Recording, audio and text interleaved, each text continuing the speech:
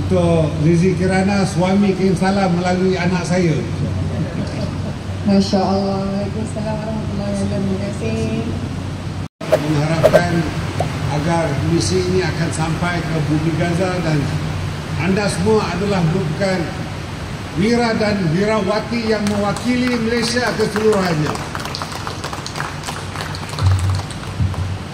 Dan kami juga berterima kasih pada Datuk Sani Arabi yang sentiasa memantau pergerakan seluruh kapal ini, dan inilah pertama kalinya 44 negara yang bersatu padu, berhati mulia dan menghadapi apa saja rintangan, apa saja ugutan untuk menakut-nakutkan, dan insya-Allah kami berdoa tidak akan ada rasa takut di kalangan saudara-saudari semua untuk teruskan perjuangan ini.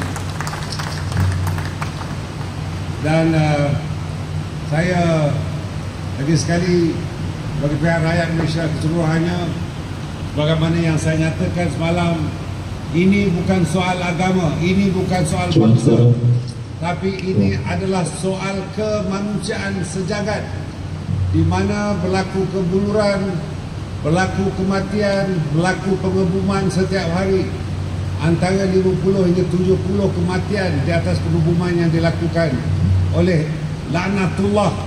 Dan kita harap apabila jika ada drone, jika ada bom yang menakut-nakutkan, hati saudara-saudari tidak akan pernah gentar menghadapi ugutan-ugutan itu, insya-Allah.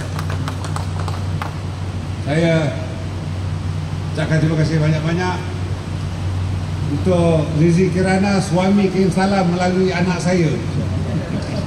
Masya Allah. Waalaikumsalam warahmatullahi wabarakatuh. Terima kasih.